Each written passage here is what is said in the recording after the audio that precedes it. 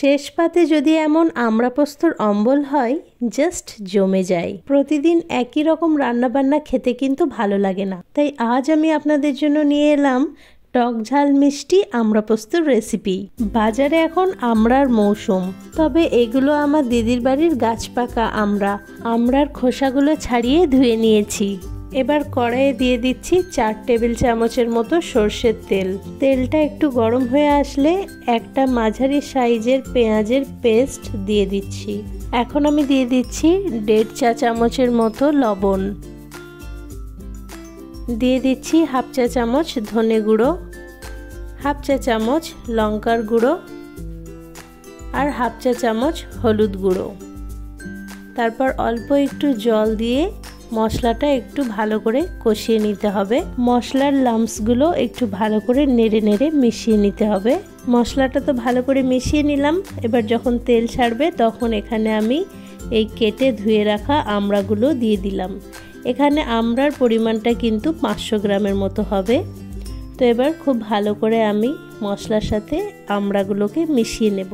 আমড়া পোস্তর এই রেসিপিটা একদম কাঁচা আমড়া দিয়েও কিন্তু করা যায়, তবে চেষ্টা করবেন আমড়াগুলো যদি একটু পাকা ধরনের হয় তাহলে কিন্তু এর স্বাদটা আরও বেশি ভালো হয়। কিছুক্ষণ নাড়াচাড়া করার পর এখন আমি 100 ml মানে ছোট 1 গ্লাস পরিমাণ জল দিয়ে দিচ্ছি।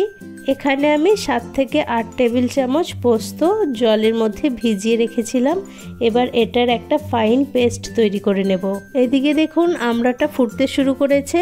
একবার হালকা হাতে নাড়াচাড়া করে নিচ্ছি। তারপর যে পোস্তর ফাইন পেস্টটা তৈরি করে রাখলাম সেই পোস্ত বাটাটা আমড়ার মধ্যে দিয়ে দেব।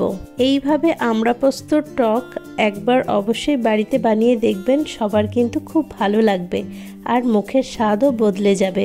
ভাতের শেষ পাতে এরকম আমড়ার টক রান্না হলে আর কিছুই লাগবে না। এবার পোস্তর পেস্টটা খুব ভালো করে নেড়েচেড়ে মিশিয়ে নিতে হবে।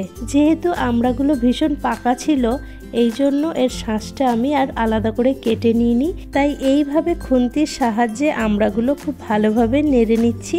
এর ফলে কিন্তু এর টেস্টটা আরও বেশি বেড়ে যাবে। তবে আমড়াগুলো কাঁচা হলে অবশ্যই শাঁসগুলো কেটে নেবেন।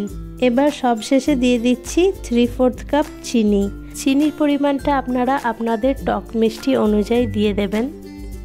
তো এবার খুব ভালো করে মিক্স করে নেব। এবার চিনিটা মিক্স হয়ে গেলেই আপনার আমড়া রান্না রেডি। তাহলে দেখলেন তো কত সহজেই আমড়া পোস্ত রেডি হয়ে গেল। এবার আমি গ্যাসের ফ্লেমটা বন্ধ করে সার্ভ করে নেব। তো এই যে দেখুন এখানে আমি সার্ভ করে নিয়েছি।